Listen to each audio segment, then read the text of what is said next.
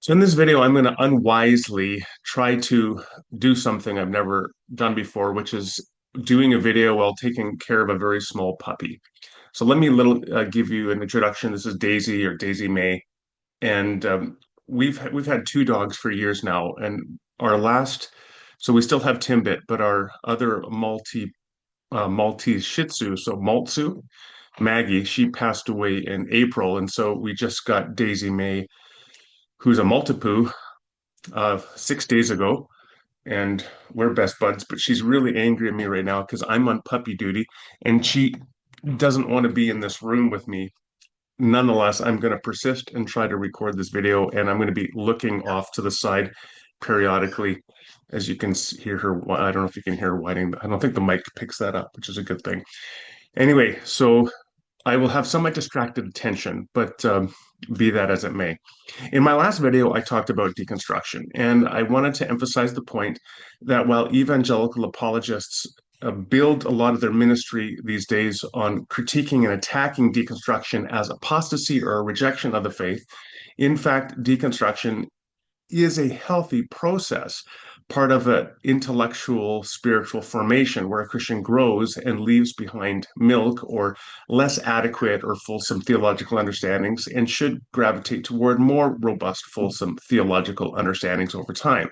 So the Christian life should be a process of deconstruction and reconstruction. As Paul said in 1 Corinthians 13, we see darkly as through a glass. Only then in eternity shall we see face to face. So our theology is always a work in process.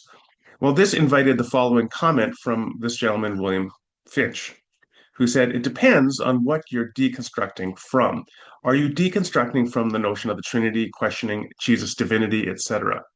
I take it the essence of what William Finch is saying here is deconstruction is okay if you're deconstructing from things that are ultimately in error, but it's not okay if you deconstruct from things that are correct and small o orthodox, core to Christian identity, like the doctrine of the Trinity or the divinity of Jesus. So I'd like to talk about that issue that William has raised here.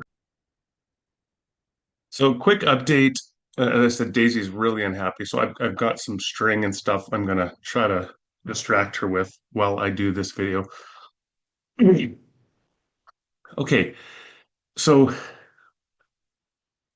there's an interesting question here. And the question is it, pardon me, is it better to believe the right thing for the wrong reasons?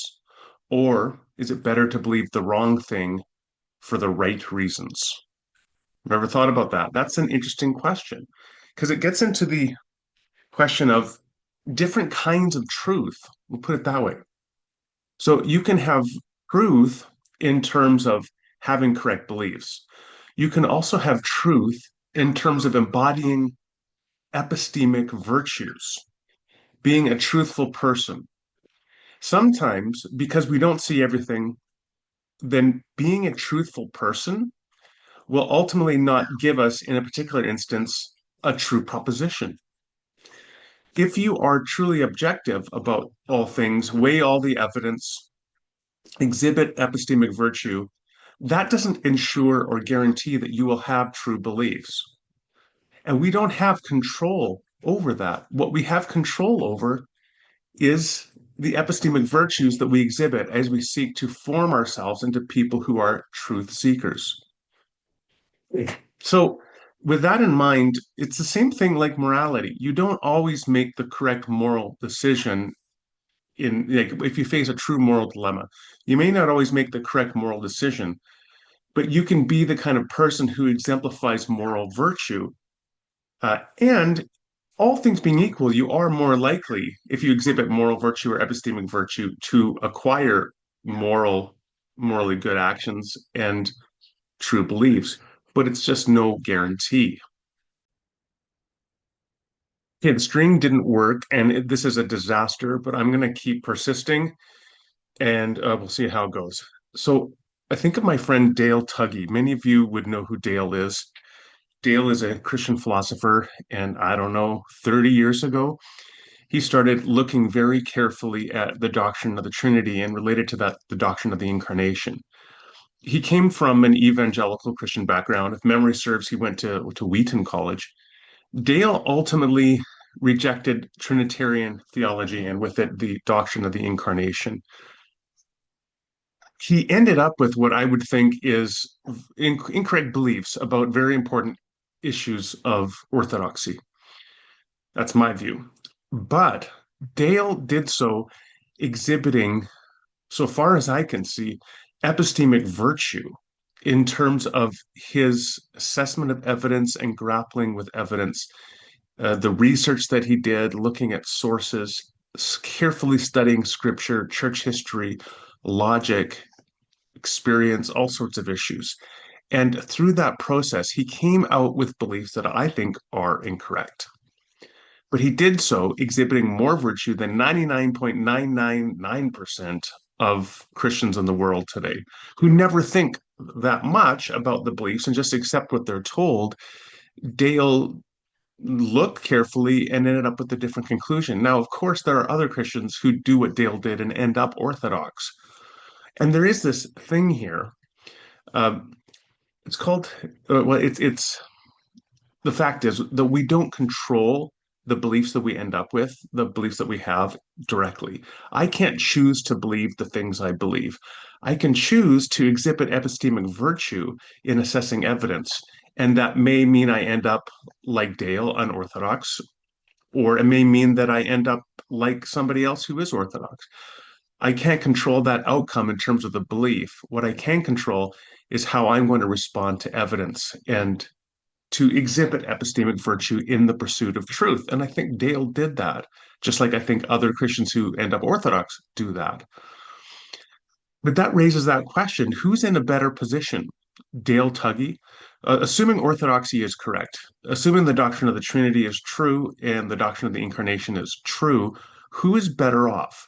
The person like Dale who exhibited epistemic virtue and carefully sought out the truth, tested all things, just like Paul commended the Bereans to do in Acts 17, or the person who never thought twice about their beliefs, simply affirmed, checked the box for Trinity and incarnation when they joined a church, hasn't given it a second thought since.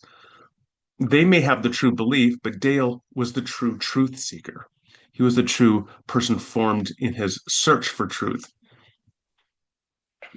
So that's a question I think for each one of us is to which one of those things is better, is more important to pursue.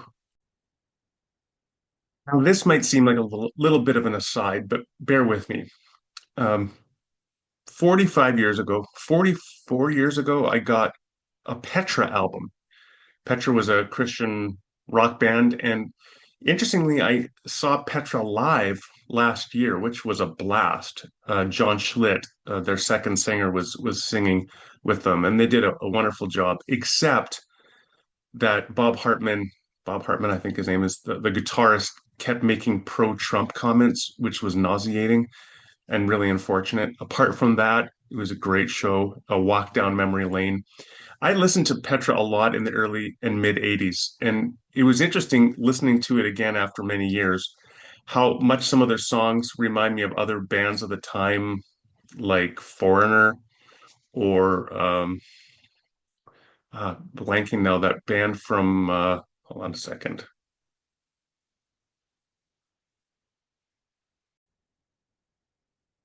Okay, the other band I was thinking of was Little River Band.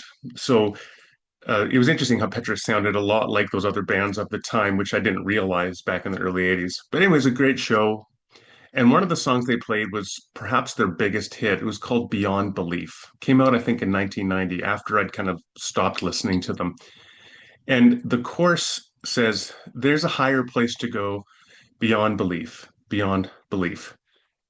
What that kind of implies is that the Christian life and Christian relationship begins with a foundation of cognitive assent, assent to doctrines, and then you can go beyond assent to doctrines to something higher or more significant. I agree in a limited sense. I agree that you have to go beyond belief. Christianity is obviously not simply about cognitive assent, but where I think that song gets things wrong is that I don't think the foundation of Christian relationship is doctrine at all. Just like I don't think the foundation of our relationship with others is the beliefs we hold about them, particularly and most intimately and importantly, our parents, let's say our biological parents. So if you are raised by your biological parents, the relationship starts with your parents long before belief, right? It starts in utero with you gestating in your mother's uterus for 9 months.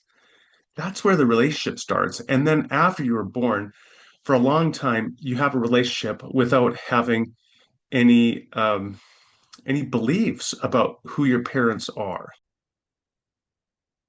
It's going to be one of the choppiest videos because I keep having to stop to check on this little one because I try to hold her for a while and then she gets squirmy and ticked off and I have to release her and then I have to go find her. So anyway, our relationships with our parents begin before belief. So it begins with a relationship, a non-cognitive, non-propositional relationship, at least at our end. And then it gradually grows into belief. Belief is not the foundation. And so that's always the primary thing. I think it remains so throughout our lives. So you might end up having all sorts of false beliefs about your parents. I mean, imagine, for example, imagine this. Imagine that your father is a Secret Service agent for the government. And as a result, you end up having all sorts of false beliefs about your father. Does that mean you didn't have a relationship with your father? You thought, let's say, that he worked just let's say you thought he worked in some anonymous government agency job, and in fact, he was a world famous spy. You had all these false beliefs about him. It doesn't change the fact that you were in relationship with him the whole time. Belief is not the foundation. And so let's say someone like Dale is wrong, or let's say something like someone like me is wrong. Maybe orthodoxy, as we understand, it's possible orthodoxy is incorrect. Uh, Go back to the Berean church that I referenced earlier. The Bereans, Paul, when he came to the Bereans, he was challenging things as fundamental to them as the incarnation and Trinity are to us today. And you cannot say in an absolute sense that God would never reveal new understandings to us that might challenge radically older understandings. So the reality of who God is and what truth is should always take precedent over our current beliefs, whatever those beliefs may be. Okay. Okay, I'm gonna drop you down. Stay out of trouble, please. And don't chew any cords. Okay. And don't go down the stairs. Where was I? Oh yeah. So do I think that Dale Tuggy is no longer in relationship with God in a soteriological sense? Because by exercising his epistemic virtue in seeking to understand more fully faith-seeking understanding, the nature of God and Jesus, that he ended up with beliefs that I think are false. No, I don't think that of itself places him outside of relationship with God. He exhibited more epistemic virtue in seeking to know God than, again, the vast majority of Christians. So I'm going to conclude at this point because I'm just getting exhausted having one side of my brain looking out for the dog and the other side trying to talk to you all. Let me just conclude with this. So I take William Finch's caution here. We want to end up with true beliefs. Absolutely. That's what epistemic virtue is. But exercising epistemic virtue, believing things for the right reasons, doesn't ensure that we will believe the right things. And I don't think you should worry that that is going to sacrifice your salvation, that God is going to say, I was no longer in relationship with you because you believe false things about me through your exercise of epistemic virtue.